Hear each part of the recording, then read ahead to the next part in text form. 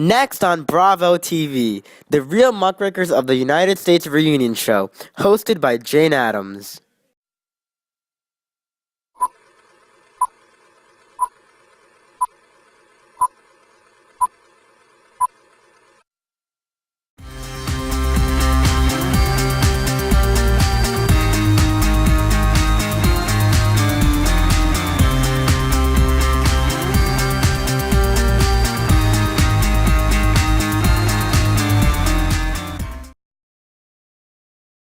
Hi everyone! Welcome to the first annual Real Muckrakers of the United States reunion show. I'm the host, Jane Addams. We are joined here today with famous muckrakers to talk about their impact on society. For those of you who don't know what a muckraker is, the term muckraker refers to the provocative journalists during the Progressive Era. Exposing the corruption in social, political, and economic affairs, these journalists intended to promote reform in the early 20th century. First, we will talk to Ida Tarbell, who wrote the revealing expose of the Standard Oil Company in McClure's magazine. Then, we will talk to Upton Sinclair, the author of The Jungle, a compelling revelation about the defeated meatpacking industries of Chicago. And lastly, John Spargo, a socialist who wrote The Bitter Cry of the Children, portraying the abuse of children in factories. When we come back, we will talk to Ida Tarbell about the history of Standard Oil. Let's start this reunion show. Before we talk to Ida about her expose, The History of Standard Oil, let's take a look at the history of Rockefeller's Standard Oil Company. John D. Rockefeller first started in the produce commission business when he was 20 years old and quickly rose to become one of the most powerful leaders in big business in the early 20th century.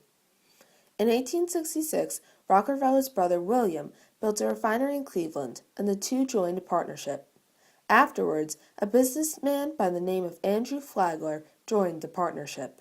The three continued to borrow and reinvest profits. This allowed them to control cost of oil in America. The partnership owned 2 Cleveland oil refineries and sought to expand their power. As a result, in 1870, Rockefeller formed Standard Oil of Ohio, which rapidly became the most profitable refinery in Ohio. Standard Oil grew to become one of the largest shippers of oil in the country. Unfortunately, the company took a wrong turn and gained virtually complete control of the petroleum industry. Ida, what first led you to write The History of Standard Oil? Well, Jane, I was born in eastern Pennsylvania, and my family did not have a lot of money. When I was 3 years old, oil was discovered in a nearby town, so my father decided to enter the oil business. But because of the corrupt practices used by Rockefeller Standard Oil Company, my father could not compete. This impelled me to reveal the illegal methods employed by Rockefeller's monopoly. What corrupt practices did you find in Standard Oil? Standard Oil was a monopoly that controlled 95% of oil refineries in America at one time. They extorted secret rebates from railroad companies, employed spies to monitor other oil companies' activities, and even used predatory price cutting, which is when they cut down prices so low that other companies were driven out of business. Finally, they used horizontal integration, which is when they allied with their competitors in order to control the market. The company was able to virtually control all of the oil industry and make prices based on its will. So, what were the consequences of your expose? Well, thanks to my expose and other efforts by my fellow muckrakers, the monopoly of the Standard Oil Company slowly withered away. My investigations led to later legal action by the federal government against the company. The first case began in 1906. In 1911, the Supreme Court ruled against Standard Oil because of its illegal dealings, and the decision was a major one.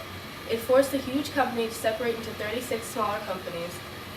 My actions helped make the Standard Oil Company stop continuing to monopolize the oil industry in America. Wow, that was fascinating, Ida. Thank you for joining us today. Next, we're going to talk to Upton Sinclair. What did you find out about the meatpacking industry in Chicago? Well, I discovered some gruesome details about 2 different aspects of the industry, both the conditions of the workers and the extent of sanitation in the factories. I first want to focus on the conditions of workers. Overall, it was very dangerous to work in the meatpacking industry. Workers were forced to work long days, sometimes 12 to 15-hour days without any breaks. The factories were overpopulated and workers felt scorching heat as they handled the meat. Sickness and death were common because of easy exposure to diseases like tuberculosis. Also, the machinery used to process the meat was extremely dangerous. There have been reports of workers falling into rendering machines and being ground up along with the animal parts and sold as lard. Factory owners failed to inspect the machinery beforehand and make sure everything was safe. Additionally, the overall factory was unsanitary, which leads to my second point. Enforcement of simple hygienic rules were unheard of. Nobody washed their hands or wore hairnets when handling the meat. Also, because the factories were infested with rats, rat feces were left on the meat and unaccounted for. Furthermore, the meat was contaminated with human hair, sweat, dirt, and other adulterating things. Wow, that seems gross. Let's take a closer look at the meatpacking industry before it was reformed. The factories were overpopulated and not that large in size. Thus, workers were forced to work in very close quarters. Additionally, the work areas were poorly ventilated and the air was so dense that it was hard to breathe in. The meat was left to hang while airborne diseases and bacteria contaminated it. Workers often died because of the unsanitary conditions. Nobody bothered to clean the meat before packing or clean themselves before handling it. Upton Sinclair's novel, The Jungle, exposed some of these horrible truths. So Upton, what was your intention for writing the book? Well, Jane, the overall effect was quite ironic. Initially, I wrote The Jungle so I could expose the workers' conditions in the meatpacking industry. Collaterally, I came across how unsanitary the factories were and how the meat was dirty and grimy. I aimed at the public's heart and by accident hit its stomach. What impact do you think The Jungle had on American politics? Because of my revealing book and other Muckrakers' efforts and the public stirring for the reformation of the meatpacking industry, the Pure Food and Drug Act and the Meat Inspection Act of 1906 were signed and passed on the same day. These two key pieces of legislation were great milestones in the reformation of the meatpacking industry. The Pure Food and Drug Act requires that certain special drugs be accurately labeled with contents and dosage. The Meat Inspection Act prevents adulterated or misbranded meat and meat products from being sold as food. This ensures that the meat and meat products are slaughtered and processed under sanitary conditions. Wow, thank you for educating us about your journey about reforming the meatpacking industry. It was nice talking to you, Upton. You too. Now, let's talk to John Spargo about his shocking discoveries in child labor. But first, let's take a closer look at The Bitter Cry of Children. The Bitter Cry of Children was one of many books written by John Spargo in order to reform the cruel effects imposed on children during this time period. The book exposed many of the horrific working conditions of child labor during the late 19th and early 20th century. In Spargo's expose, he describes the treacherous working conditions in the coal mines. The coal is hard, and accidents to the hands, such as cut, broken, or crushed fingers, are common among the boys. Sometimes there is a worse accident. A terrified shriek is heard, and a boy is mangled and torn in the machinery, and disappears in the chute to be picked out later, smothered and dead. Clouds of dust fill the breakers and are inhaled by the boys, laying the foundations for asthma and miners' consumption. Now, John, can you expand on what you discovered about child labor and your personal views about it? Well, I'd like to start off with a statistic that I feel sums up child labor abuse. In 1907, it was reported that there were over 2 million children under the age of 16 in paid employment in the United States. But what is shocking is that there were over 580,000 children between the ages of 10 and 14 who could not read or write. Personally, I feel the fact that uneducated children were being employed was cruel and unfair. Every child in the United States deserves to be properly educated before being employed. Additionally, conditions in the factories for these children were unfavorable. Factory work for children was hazardous and often led to fatality. Why did you feel compelled to write about this depressing subject? I was compelled because I felt that the world needed to know about the devastating child labor at the time. Being a socialist and the organizer, along with Samuel Gompers, of the American Alliance for Labor and Democracy, I was exposed to many of these problems. I also created the Settlement House in Yonkers, New York. In addition to trying to provide for the laborers, I felt the need to advocate for them. The American public should be aware of working conditions for all citizens. What advancements did the progressive movement for child labor achieve since writing the expose? Along with other advocates of reforming child labor, we were able to further the support that prompted the Keating-Owen Child Labor Act, which eliminated the evils of child labor by prohibiting interstate commerce of goods produced by children under the age of 14 and factories that employed children 16 or older for more than 8 hours.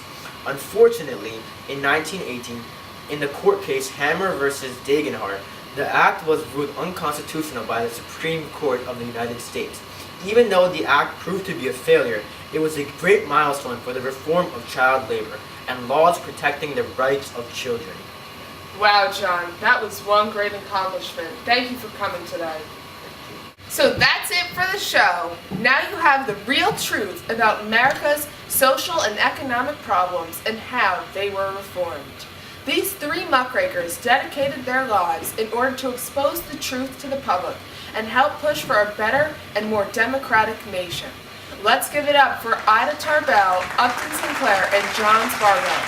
Thanks for watching the Real Muckrakers of the United States Reunion Show. Until next time, farewell.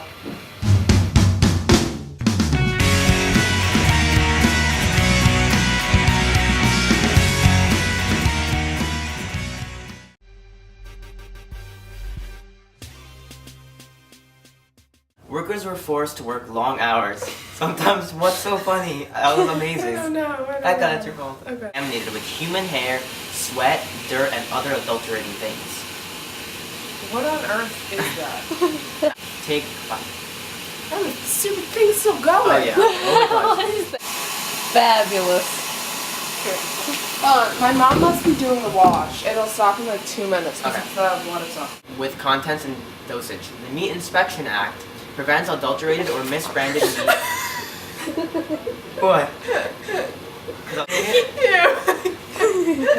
Like, and dosage. Yeah, oh yeah, because, okay, wait, first of all, take out. Why did I write this? The way you said dosage, though. I'm sorry, it's because I didn't want to say. Dosage. Whatever. Okay, ready? You better not sneeze. Take 1 for Ida M. Tarbell, writer of the Standard Oil. Okay.